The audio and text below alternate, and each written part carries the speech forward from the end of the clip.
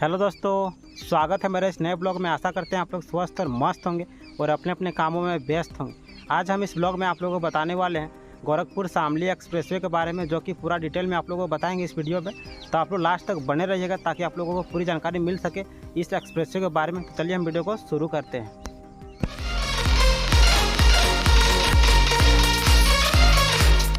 हाँ तो क्या, चलिए सबसे पहले हम हेडलाइन को पढ़ते हैं क्या कुछ लिखा हुआ है, उसके बाद बारीकी से आप लोगों को बताएंगे इस न्यूज़ के बारे में। तो सबसे पहले यहाँ पर हेडलाइन में लिखा हुआ है गोरखपुर शामली एक्सप्रेसवे मानचित्र, मार्ग, तथ्य और बहुत कुछ।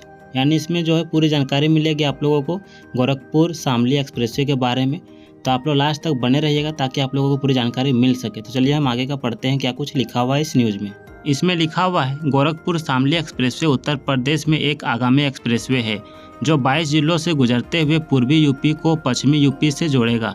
उत्तर प्रदेश सरकार राज्य के सड़क बुनियादी ढांचे को बेहतर बनाने के लिए लगातार काम कर रही है। सरकार ने पूर्वी उत्तर प्रदेश को पश्चिमी उत्तर प्रदेश से जोड़ने के लिए गोरखपुर शामली एक्सप्रेसवे बनाने का फैसला किया है।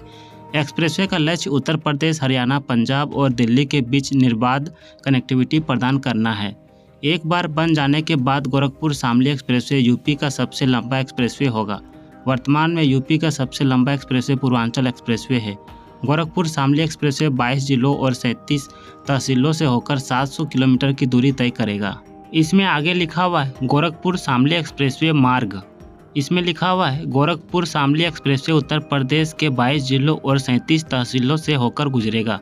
जिलों के नाम इस प्रकार हैं: आतंकबीर नगर, सिद्धार्थनगर, बलरामपुर, बहराइच, लखनऊ, सीतापुर, शाहजहांपुर, हरदोई, बदायूं, रामपुर, मुरादाबाद, बरेली। इसी में आगे लिखा हुआ है संभल, बिजनौर, अमरोहा, मेरठ, सहारनपुर, मुजफ्फरनगर, शामली। इसमें आगे लिखा हुआ है गोरखपुर शामली एक्सप्रेसवे परियोजना लागत। इसमें लिखा हुआ है गोरखपुर शामली एक्सप्रेसवे की अनुमानित लागत लगभग 35,000 करोड़ रुपए है। निर्माण के लिए राज्य और केंद्र दोनों सरकारें भुगतान करेगी। इसमें आगे लिखा हुआ है गोरखपुर शामली एक्सप्रेसवे यात्रा समय। इस पर लिखा हुआ है शामली से गोरखपुर पहुंचने में लगभग 15 घंटे लगते हैं। एक यात्री को आगरा लखनऊ एक्सप्रेसवे का उपयोग करना पड़ता है जो दिल्ली से होकर गुजरता है। हालांकि एक बार जब गोरखपुर शामली एक्सप्रेसवे परिचालन के लिए तैयार हो जाएगा तो शामली से लखनऊ पहुंचने में लगभग 8 घंटे लगेंगे। इसमें आगे लिखा हुआ है गोरखपुर शामली एक्सप्रेसवे टोल शुल्क।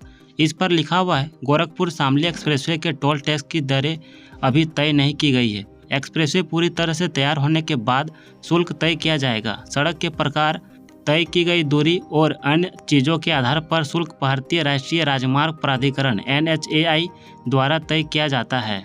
इसमें आगे लिखा हुआ है गोरखपुर शामली एक्सप्रेसवे निर्माण कंपनी। इस पर लिखा हुआ है गोरखपुर शामली मोटर मार्ग का निर्माण भारतीय राष्ट्रीय राजमार्ग प्राधिकरण NHAI की जिम्मेदारी है। इसके अलावा NHAI एक्सप्रेसवे के विकास के लिए बोलियां जारी करेगा। निर्माण का टेंडर सबसे कम बोली लगने वाले पार्टी को दिया जाएगा। इसमें आगे लिखा हुआ है गोरखपुर शामली एक्सप्रेसवे वर्तमान स्थिति। इस पर लिखा हुआ है कहा जा रहा है कि एक्सप्रेसवे का निर्माण रिकॉर्ड समय में पूरा किया जाएगा। हालांकि वर्तमान में इसके लिए एक विस्तृत परियोजना रिपोर्ट DPR तैयार की जा रही है। DPR तैयार होते ही भूमि अधिग्रहण और निर्माण की प्रक्रिया शुरू हो जाएगी। DPR रिपोर्ट तैयार करने के लिए 2 साल पहले नागपुर की एक कंसल्टेंट कंपनी को नियुक्त किया गया था। लोकसभा चुनाव 2024 से पहले एक्सप्रेसवे का शिलान्यास किया जाएगा। इसमें आगे लिखा हुआ है गोरखपुर शामली एक्सप्रेसवे के लाभ। इस पर लिखा हुआ है एक्सप्रेसवे कई लाभ प्रदान करेगा। आइए उन फायदों पर एक नज़र डालते हैं। इस पर जो है पॉइंट वाइज लिखा हुआ है। चलिए पहला पॉइंट को पढ़ते हैं। पहला पॉइंट में लिखा हुआ है पूर्व और पश्चिम को जोड़ता है। गोरखपुर शामली एक्सप्रेसवे मानचित्र की परियोजना इस तरह बनाई गई है कि यह पूर्वी उत्तर प्रदेश को पश्चिमी उत्तर प्रदेश से जोड़ेगा और राज्य के 2 प्रमुख हिस्सों के बीच बेहतर कनेक्टिविटी प्रदान करेगा। दूसरा पॉइंट में लिखा हुआ है यात्रा का समय कम हो जाएगा। गोरखपुर और शामली के बीच यात्रा का समय काफ़ी कम हो जाएगा। गोरखपुर से शामली पहुंचने में लगभग 15 घंटे लगते हैं। जल्द ही समय घटाकर लगभग 8 घंटे कर दिया जाएगा। इसी में अगला पॉइंट लिखा हुआ है आपातकालीन एक्सप्रेसवे।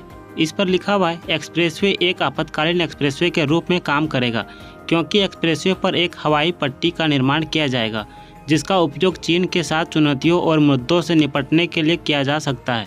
एक नया ग्रीनफील्ड आर्थिक गलियारा नेपाल के रास्ते चीन को जोड़ेगा। अगला पॉइंट में लिखा हुआ है EXIM व्यापार बढ़ाएं। इस पर लिखा हुआ है एक्सप्रेसवे गोरखपुर और शामली को जोड़ेगा, जो शहरों के बीच निर्यात और आयात व्यापार को बढ़ाने में मदद करेगा। अगला पॉइंट में लिखा हुआ है ग्रीनफील्ड कॉरिडोर। उत्तर प्रदेश सरकार ने ग्रीन कॉरिडोर परियोजना बनाने का निर्णय लिया है। इस उद्देश्य से मोटर मार्ग के किनारे हजारों पेड़ और झाड़ियाँ लगाई जाएगी। अगला पॉइंट में लिखा हुआ है, जो कि सबसे लास्ट है, इस पर लिखा हुआ है रोजगार के अधिक अवसर प्रदान करें। एक्सप्रेसवे निर्माण के दौरान अधिक मजदूरों को रोजगार मिलेगा। एक्सप्रेसवे के किनारे राज्य की अर्थव्यवस्था को बढ़ावा देने के लिए कई कृषि आधारित और औद्योगिक परियोजनाएं स्थापित की जाएगी और रोजगार के अधिक अवसर प्रदान किए जाएंगे। इसमें आगे लिखा हुआ है अन्य एक्सप्रेसवे को गोरखपुर शामली एक्सप्रेसवे से जोड़ा जाएगा। इस पर लिखा हुआ है गोरखपुर शामली एक्सप्रेसवे की कनेक्टिविटी गंगा एक्सप्रेसवे से होगी, जो 594 किलोमीटर का एक्सप्रेसवे है। शामली से यह एक्सप्रेसवे शामली अंबाला एक्सप्रेसवे से जुड़ जाएगा, जो उत्तर प्रदेश और पंजाब के बीच निर्बाध कनेक्टिविटी प्रदान करेगा। साथ ही एक्सप्रेसवे पंजाब के नॉर्थ ईस्ट कॉरिडोर का एक हिस्सा है। इसमें आगे लिखा हुआ है Gorakhpur Shamli expressway real estate प्रभाव। इस पर लिखा हुआ है एक्सप्रेसवे जिन 27 जिलों से होकर गुजरेगा, वहां रियल एस्टेट की मांग बढ़ेगी। साथ ही आर्थिक गतिविधियों में बढ़ोतरी के कारण रियलिटी मांग में बढ़ोतरी होगी। एक बार एक्सप्रेसवे का निर्माण शुरू हो जाए तो कई डेवलपर्स नए प्रोजेक्ट शुरू करेंगे। मुख्य शहर जहां रियल एस्टेट की मांग बढ़ेगी वे हैं गोरखपुर, लखनऊ, मुरादाबाद, बरेली, मेरठ, सहारनपुर और मुजफ्फरनगर। शहरों में प्रॉपर्टी की कीमतें 10 से 30% बढ़ जाएगी। साथ ही एक्सप्रेसवे से एक्सप्रेसवे के किनारे पड़ने वाले ग्रामीण क्षेत्रों को भी फायदा होगा। इसी में आगे लिखा हुआ है एक्सप्रेसवे राज्य के समग्र विकास का द्वार खोलेगा और अर्थव्यवस्था में सुधार करेगा। उत्पादन सुविधाओं, विकास केंद्रों और कृषि केंद्रों को विकसित करने में मदद के लिए एक्सप्रेसवे के किनारे कई औद्योगिक गलियारे बनाए जाएंगे। कई नए निवेशक और डेवलपर संपत्ति खरीदने के लिए आकर्षित होंगे, जबकि डेवलपर क्षेत्र में एक नई परियोजना शुरू करने के अवसर की तलाश करेंगे। हाँ तो गाइस, इस न्यूज़ में आप लोगों ने जाना सारा कुछ जानकारी। तो आप लोगों को कैसा लगा इस न्यूज़ को सुनकर? आई होप आप लोगों को ये वीडियो पसंद आया होगा, और पसंद आया होगा तो अपने दोस्तों के साथ ज़रूर शेयर करें ताकि उन्हें भी इस एक्सप्रेसवे के बारे में जानकारी मिल सके। तो चलिए इस वीडियो को यहीं पे समाप्त करते हैं। अगर आप लोग इस चैनल में नए होंगे तो आप लोग सब्सक्राइबर ज़रूर कर लें और बेल आइकन को ज़रूर दबा लें ताकि इस तरह का अपडेट जो है आप लोगों को मिलता रहे। तो चलिए वीडियो को समाप्त करते हैं। तब तक के लिए जय हिंद, जय भारत, वंदे मातरम, जोहार झारखंड, जय झारखंड।